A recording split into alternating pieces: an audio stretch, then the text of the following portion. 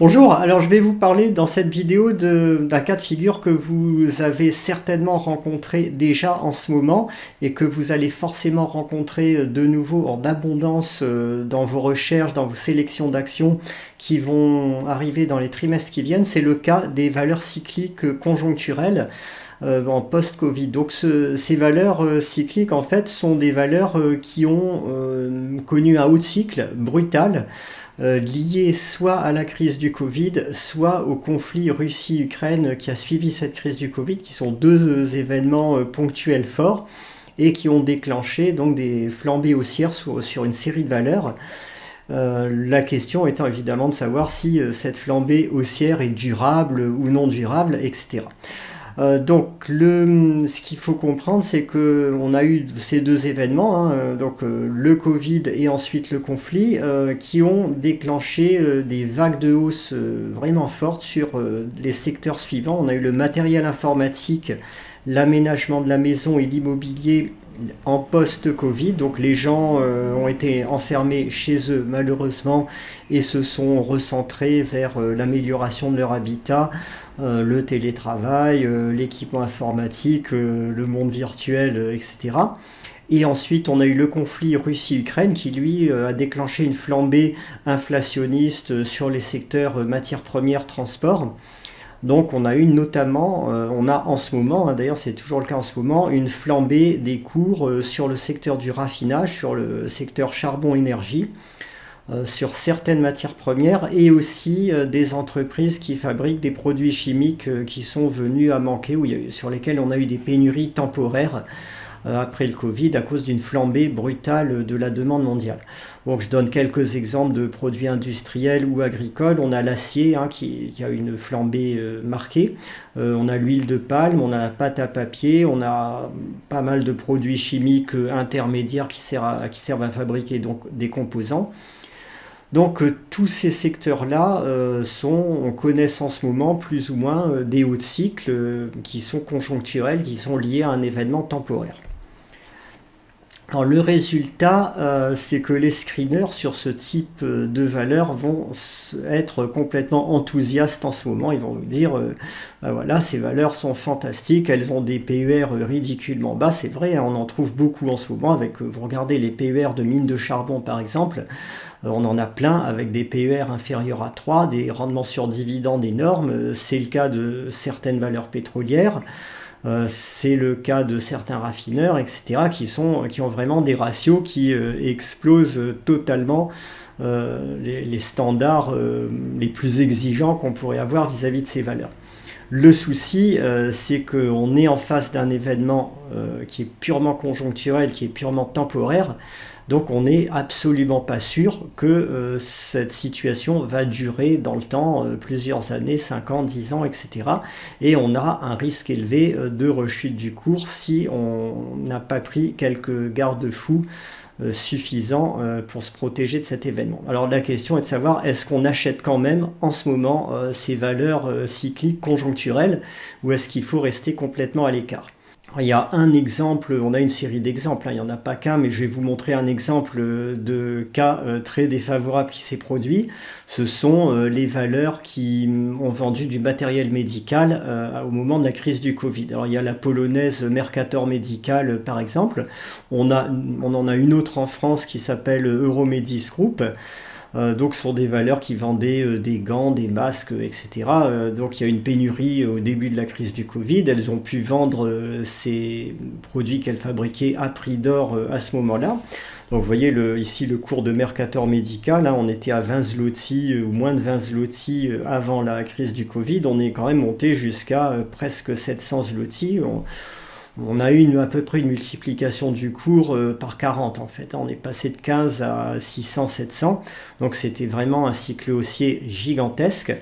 Le problème, c'est qu'après, évidemment, on a reperdu une bonne partie des gains initiaux puisque la demande a fortement chuté, la demande en matériel médical une fois que la crise du Covid s'est calmée. Et du coup, aujourd'hui, on n'est pas revenu aussi bas qu'au niveau d'avant Covid, mais presque sur cette valeur Mercator Medical. Sur Euromedis, ça s'est encore plus mal passé. On va regarder tout de suite le graphique de Euromedis. Donc vous voyez ici la situation pour Euromedis, hein, en pré-Covid on était à 5,90 €.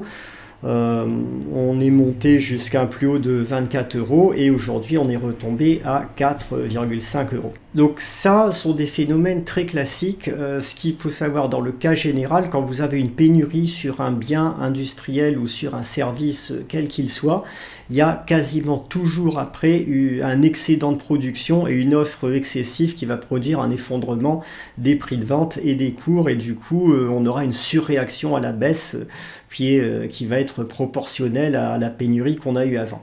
Alors ça, c'est valable pour les productions industrielles ou les services. On le voit très bien sur Euromedis en ce moment. Donc on regarde ce que Euromedis a fait, on va regarder tout de suite sur le screener ici ce qui se passe. Donc vous voyez que Euromedis était déjà pas très brillante en pré-Covid, elle était à l'équilibre, elle était juste à l'équilibre en 2018, elle avait connu une année de perte en 2019, une nouvelle année de perte sur l'exercice 2020. Ensuite, bénéfice exceptionnel avec la crise du Covid de 2020 à 2021. Et là, on est repassé en négatif, on est repassé en perte, tout simplement parce qu'on a un excédent de production de matériel médical et que les prix de vente et la demande se sont effondrés. Alors ça, c'est la règle générale. Dans le cas des matières premières, c'est déjà beaucoup moins vrai parce que si vous avez à un moment une demande excessive en pétrole, par exemple, on ne va pas pouvoir construire rapidement des usines qui vont fabriquer du pétrole comme ça par enchantement. Il va falloir faire de l'exploration, il va falloir rechercher de nouveaux gisements. Si c'est du pétrole lourd, il va falloir construire de grosses installations. Donc la hausse de l'offre, dans l'hypothèse où on trouve de nouveaux gisements, elle va prendre longtemps, et c'est le cas de toutes les matières premières. Donc là, les cycles haussiers ils peuvent durer beaucoup plus longtemps si le contexte de demande importante persiste. Donc c'est un petit peu différent. Et maintenant, je vais vous montrer comment on peut essayer de limiter le risque de subir un investissement de type Mercator médical, c'est-à-dire d'acheter par exemple à ce niveau-là, après une première vague de baisse, à 200 zloty, les screeners sur Mercator médical étaient absolument enthousiastes parce qu'ils avaient encore dans leur base de données les résultats du haut de cycle précédent qui étaient excellents. Donc ils vous disaient à 200 zloty, il faut acheter, le PER est ultra bas, tous les ratios sont vraiment enthousiasmants, foncez. Donc comment on peut éviter ce piège-là? Je vais vous proposer une série de garde-fous qui vont vraiment limiter le risque. Il n'y a pas de risque zéro en bourse, je ne peux pas vous garantir que vous n'aurez aucun risque évidemment. Mais déjà, si vous suivez cette grille de garde-fous, vous allez quand même bien limiter les dégâts, je pense. Alors, donc une cyclique conjoncturelle, comment vous allez la reconnaître déjà sur un graphique? C'est une valeur qui, pendant plusieurs années, avait un chiffre d'affaires relativement stable ou en faible hausse et qui, brutalement, en 2021 et ou 2022, connaît une hausse vraiment violente de son chiffre d'affaires et de ses résultats.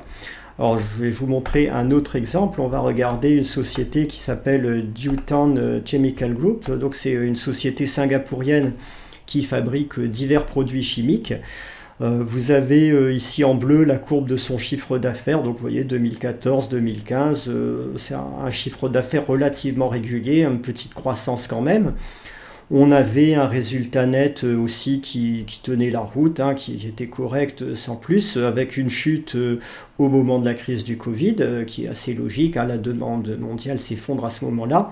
Et après, on a une très très forte hausse du chiffre d'affaires. En bleu ici, on a plus, le chiffre d'affaires est multiplié par 2,5. Les résultats explosent. Et ça, c'est typiquement une situation de valeur cyclique conjoncturelle qui profite de la hausse des prix liée à la reprise post-Covid et au conflit Russie-Ukraine. Donc, si vous décidez d'acheter ce type de valeur, évidemment, vous devez avoir des garde-fous parce que vous n'êtes absolument pas sûr que ce cycle haussier va durer.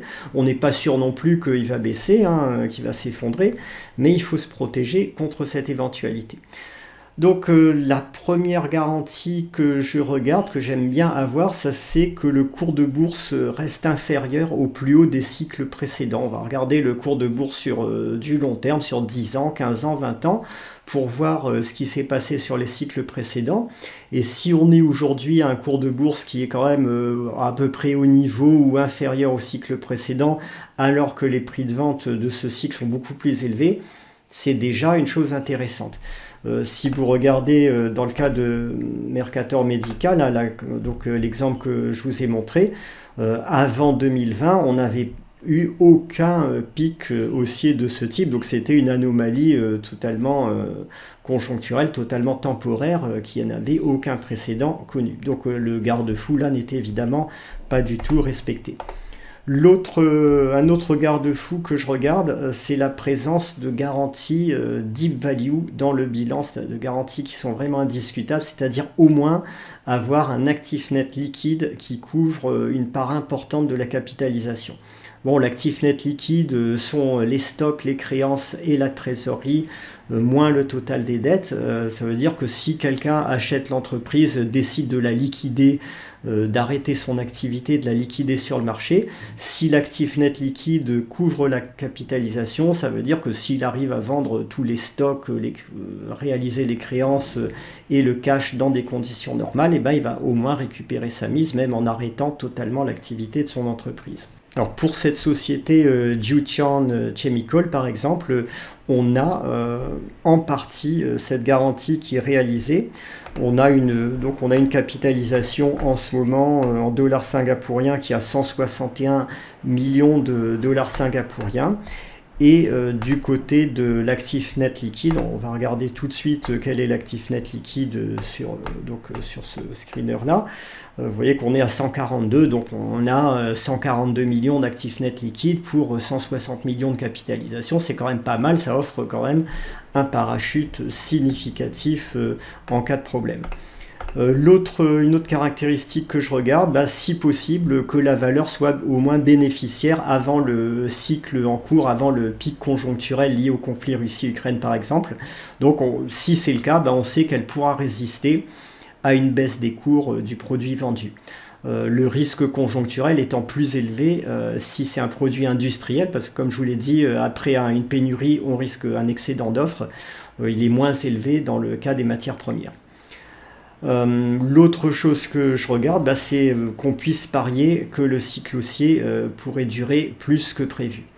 Alors un exemple que je peux vous donner en ce moment, c'est tout simplement le gaz naturel ou le pétrole. Là, je vous expliquais dans une précédente vidéo pourquoi on peut attendre un cycle haussier sur le pétrole sur une durée de 5 ans, 10 ans. On a sans doute une incertitude en 2023 si on a une grosse récession aux États-Unis qui se déclenche, si la récession s'étend en Europe. Bon, ça pourrait temporairement provoquer une baisse des cours du pétrole, mais ensuite, à mon avis, on est sur un cycle haussier parce qu'il n'y aura aucun pays qui sera capable de fournir une capacité de production supplémentaire importante. Les États-Unis se sont aliénés quand même l'Iran, le Venezuela et la Russie. Après, il y a la question de la tendance graphique. C'est bien d'avoir une tendance graphique soit haussière en ce moment, soit en situation de retournement favorable. Donc si on a cette situation, ça veut dire que le marché n'anticipe pas un retournement de cycle, donc c'est un point tout à fait positif. Si vous regardez la valeur Mercator Medical, ce garde-fou-là, il vous aurait évité d'acheter, par exemple, ici en pleine tendance graphique baissière, alors que les screeners vous disaient que la valeur était sur le plan fondamental absolument fantastique. Alors maintenant, pour finir, je vais vous proposer de mettre en application tout ce que j'ai dit jusqu'ici sur un exemple pour que vous puissiez bien comprendre comment ça fonctionne. On va regarder le cas de la valeur ESSO. Donc ESSO, c'est une valeur cyclique conjoncturelle absolument typique. On a en ce moment un haut de cycle, une flambée des marges de raffinage et des bénéfices pour tous les raffineurs qui est liée au fait qu'on a le conflit Russie-Ukraine qui retire du marché européen une bonne partie et maintenant qu'il y a les sanctions, presque toutes les capacités de raffinage russe. Du coup, on était en Europe avant ce conflit plutôt en surcapacité chez les raffineurs et on entre maintenant dans une situation de sous-capacité. et Esso réalise du coup des bénéfices assez extraordinaires. Donc pour illustrer ça, donc vous voyez les marges de raffinage qu'on avait les années précédentes, hein, de 2012 jusqu'à 2020, on était en gros, même 2021, on était entre 14 et 45 euros la tonne, la plupart du temps dans la fourchette 20-30 euros la tonne. En 2022, on est monté à 120 et sur les premiers mois de 2023, ça continue, hein, la fête continue puisqu'on était à 116 euros la tonne au mois de janvier 2023 et 97 euros la tonne pour les premiers mois de février. Donc on a actuellement des marges de raffinage qui sont énormes, qui sont sans commune mesure avec ce qui a été observé sur les 10-15 ans à venir. Donc on a tous les ingrédients pour un haut de cycle majeur sur les raffineurs en général et au sein des raffineurs européens. Esso est vraiment la valeur la plus réactive, la plus spéculative parce que c'est un pur player du raffinage comparé à d'autres raffineurs. Hein. J'en parle dans les dossiers que je propose. J'ai fini le dossier sur les valeurs de rendement et maintenant le dossier bonus de la lettre PEA, donc je propose plusieurs exemples, mais Esso est vraiment la valeur, la pure player du secteur absolu. Les autres sont des valeurs diversifiées qui font du raffinage, de la pétrochimie, de la distribution de produits pétroliers, donc ils sont un petit peu moins réactifs. Alors vous voyez déjà sur ce graphique, on a une des conditions, un des garde-fous que je vous proposais qui est réalisé, qui est que la hausse du cours du cycle en cours, elle ne dépasse pas les hauts de cycle précédents. Donc on avait eu des petits hauts de cycle en 2016-2017 avec des marges de raffinage très modestes, de l'ordre de 30 ou 40 euros la tonne. Là on est à plus de 100, donc ça n'a rien à voir. Et les hauts de cycle précédents, donc en 2011 on était à 100 euros pour le cours d'Esso et c'est monté en 2008, on est monté jusqu'à 220 euros sur le prix de l'action Esso. Donc les hauts de cycle précédents, si on va chercher assez loin, ils sont beaucoup plus élevés que le cours actuel. Donc on va prendre les garde-fous un par un.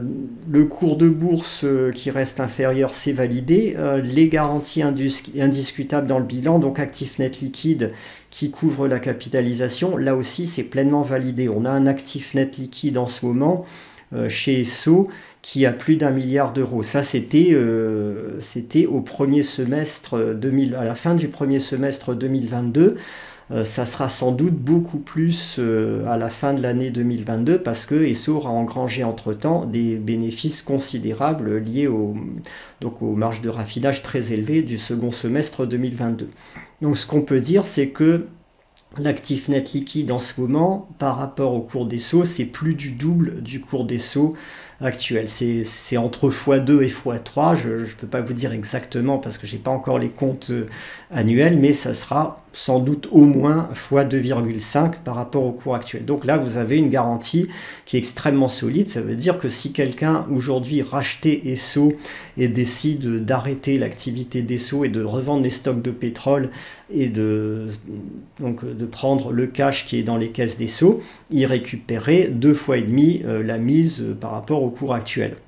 Donc c'est quand même une garantie solide. Ça veut dire que même si les marges de raffinage devaient baisser sensiblement dans les trimestres qui viennent, on aurait toujours cette garantie qui serait présente dans les comptes.